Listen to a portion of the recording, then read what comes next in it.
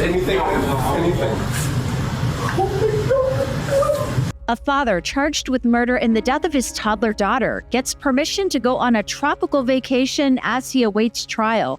I look at the request and a plea offer as Christopher Scholtes awaits trial for the murder of his young daughter.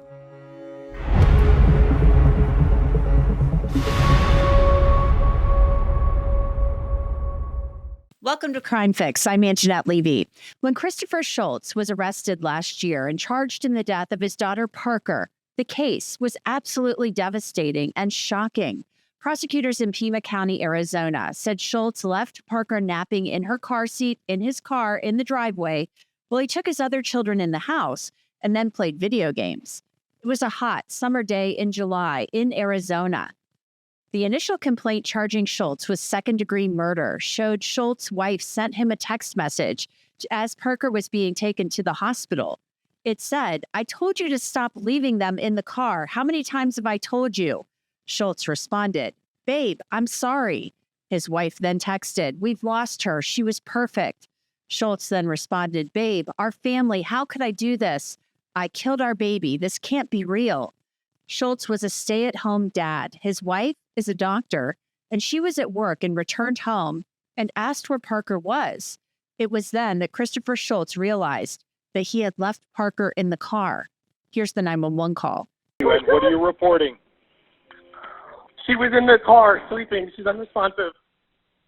Okay. And who is she? Please. Who My is daughter. My daughter. Please. And this was out in the driveway? Yes.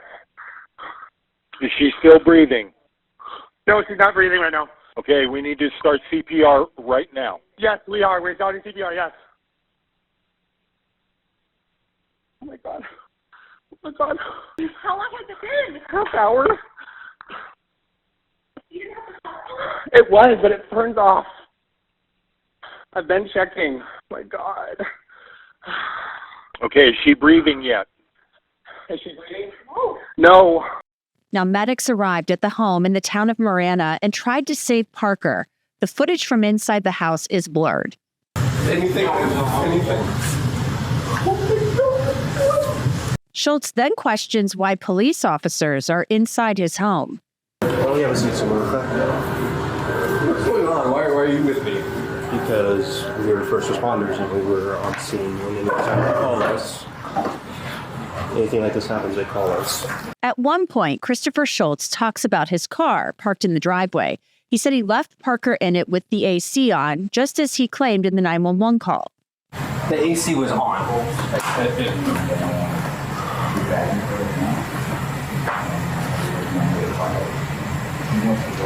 What car was Are it? you guys all here for me? My MDX. The one parked in the outside? driveway. The black one? Okay. The blue. Or blue. Are you guys here for me? We're... Yeah. We want to do everything we can. That's why you have so many of us. This is my worst nightmare. Christopher Scholtes is distraught. What parent wouldn't be? But he's hoping Parker can be saved. His wife, though, knows it's too late. She's dead. Like, I need to be with her right now. Oh my God, I know. No.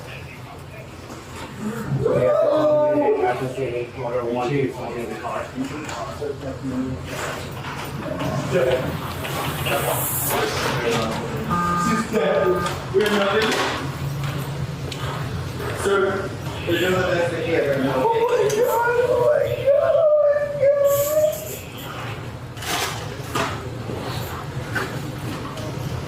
No.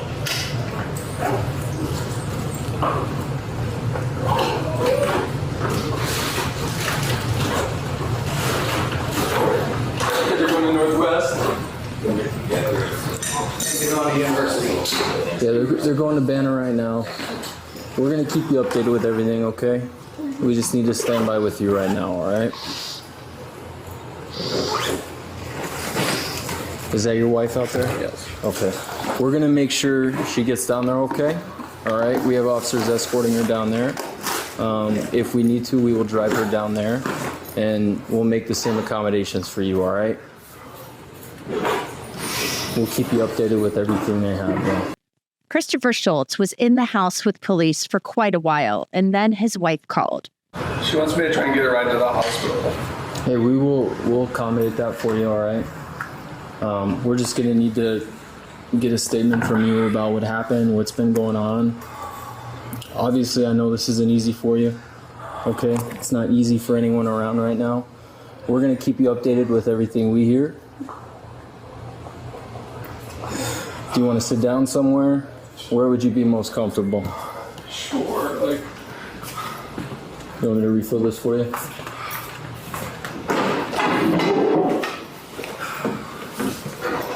Can I sit? Is that all right? Scholtes explained why he didn't park the car in the garage that day. I'm sorry this is all going on. We always park that car in the listen. garage usually, but I just got a Peloton recently, and the Peloton is in the garage now, so that's why it's not even in the garage. But And how long was she sleeping in the car out there?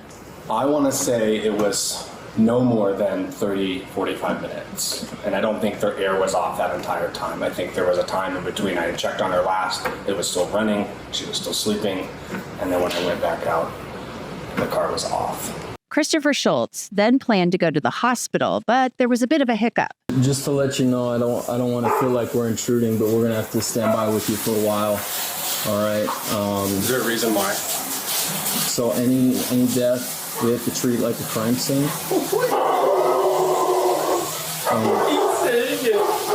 I know this is extremely difficult for you. This is a normal process that we have to follow through with. I don't want you to be blindsided by anything, but that's what's going to be going on for right now, okay? So I'm being treated like a murderer? No. I just lost my video. Not at all. I know that. And I know this isn't easy for you. That's why I'm trying to be straightforward and honest with you, okay? I don't want to keep any secrets. I don't want to hide anything for you. Someone's going to talk to you about what happened, though. All right?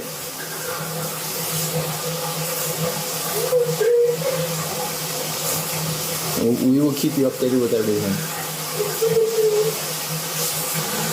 My whole family, my whole family's gonna be ruined. We'll be all right. So we can't let you do that right now. We have to stand by with you.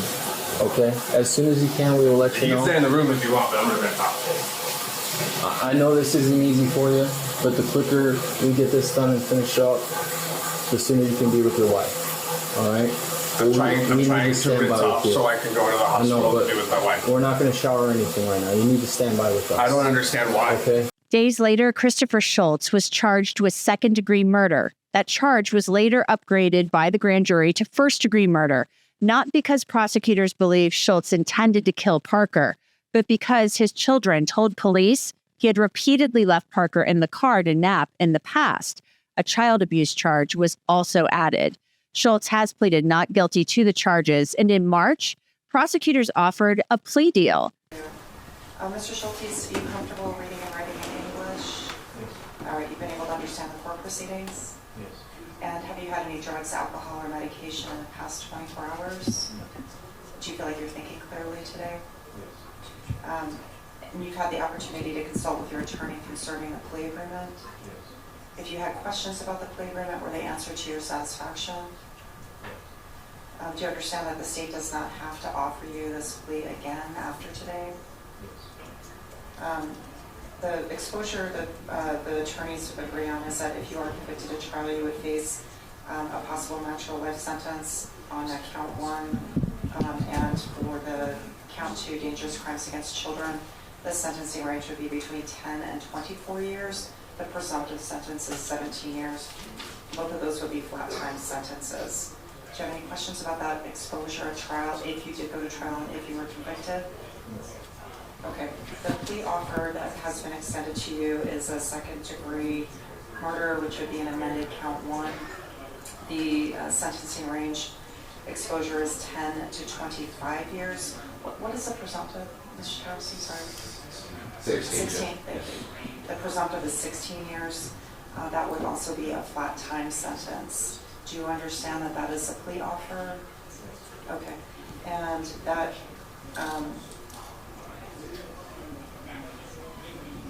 There's a maximum statutory fine of $150,000. There can be up to 83% surcharge as well. There is also a requirement that the court order community supervision upon a completion of a prison sentence. Are there any other operative terms that the court's overlooked? No, Your Honor. Mr. Adair? I don't believe so, Your Honor. Okay. Mr. Scholtes, are you being threatened in any way to reject the plea agreement? Has anybody promised you anything outside of this courtroom or the plea agreement to compel you or help force you to reject the plea agreement? Or this is your decision? Okay. And understanding the consequences and risks of going to trial, do you want to reject the state's plea offer to second-degree murder? Right, the court does find that Mr. Scholtes is knowingly, voluntarily, and intelligently rejecting the plea agreement. And in a move that has made headlines and raised eyebrows, Christopher Scholtes asked the judge for permission to go on a family vacation to Hawaii earlier this month. His attorney wrote, "Defendant Christopher Scholtes, through counsel, hereby respectfully requests the court's permission to travel to Maui, Hawaii from May 1st, 2025 through May 9th, 2025. Defendant, his wife, and their 2 daughters will be traveling to Hawaii for a family vacation and will be staying with the couple's good friends." The prosecutor objected to the request, but the judge approved it. Scholtes agreed to check in with pretrial services upon his return. He is, of course, free on bail. So to discuss all of the hullabaloo surrounding this motion being granted, I want to bring in Kurt Altman. He is a defense attorney out there in Arizona.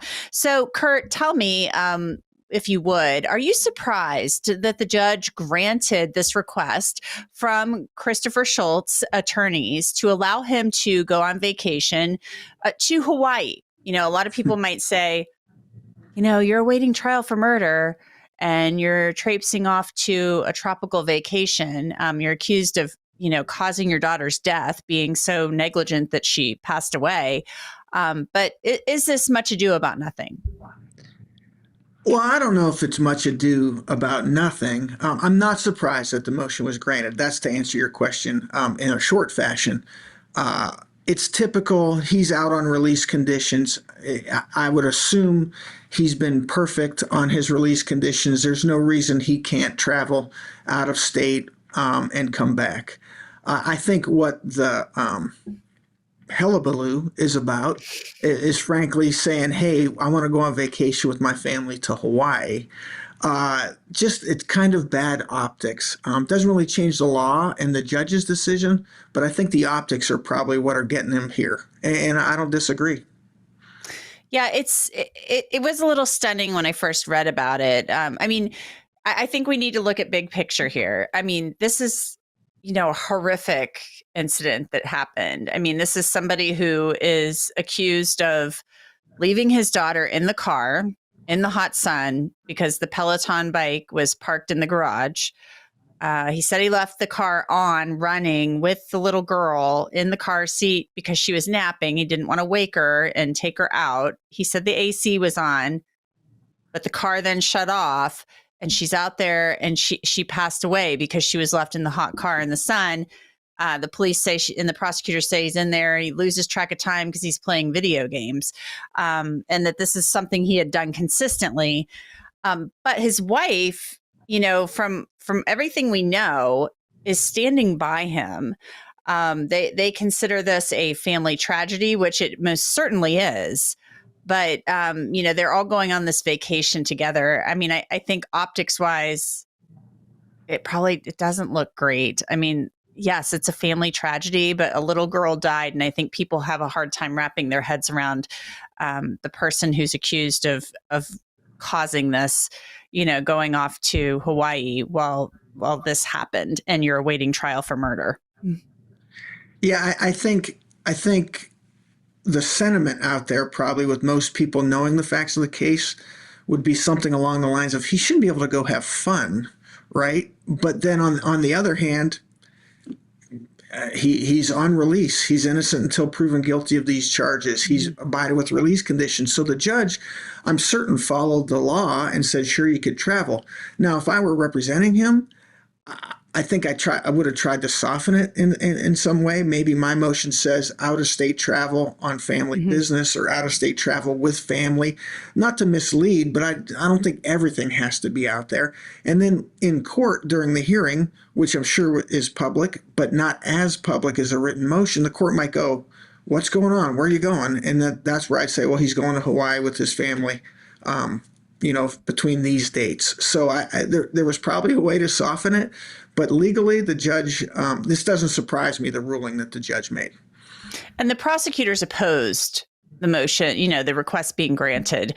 They didn't think he should be allowed to do this. He went on the vacation. For all we know, he had to come back and check in, with whomever and say, yeah, I'm back, whatever. And he is innocent until proven guilty. If you were this defense attorney, though, do you think you might have said, maybe this isn't a good idea? Oh, yeah. Yeah, I think I would have said that. And, frankly, his defense attorney probably did say that. But, sometimes it comes down to the point where we can only advise. And there also might be a faction out there and his wife going, hey, this will look good. We are a family. We're trying to overcome this tragedy. And ultimately, this might look good. I don't know. I would have tried to talk him out of it. Yes. Mm-hmm. Let's go now to Christopher Scholtes turning down a plea offer. He is charged with first-degree murder. He wasn't charged with that at first, but they upped the charges after they got some more information and did further investigation. A lot of people would say, wow, that seems really severe for this type of case. But I think the prosecutors and the police, or at least the prosecutor, went for a first-degree murder charge because they had seen that this had been kind of a consistent thing that had happened over and over again, the child being left in the car. This wasn't a one-off. This wasn't somebody just simply, this wasn't one of those cases you hear about where, it's mommy brain and you're driving to work and you thought you took the baby to daycare. I've covered a couple of those in the past and people weren't charged, and that was controversial.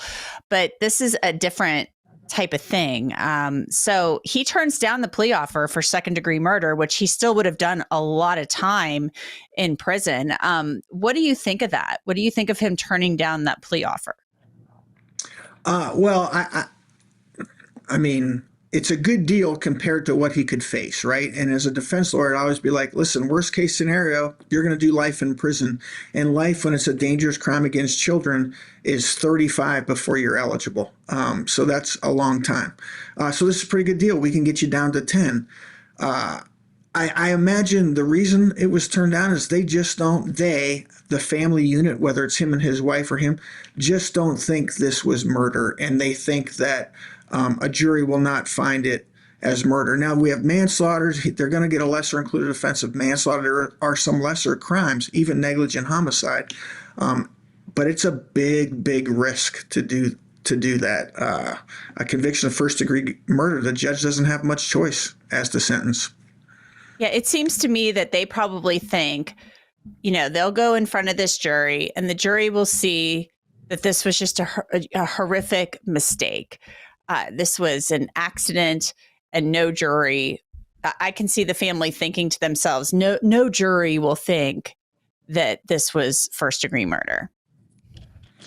I think that's probably right. I also think, and I haven't looked at the indictment, unfortunately. I tried a little while ago, couldn't pull it up, that there's probably a first-degree felony murder because leaving the child in the car is child abuse. If death occurs during child abuse, it's first-degree murder.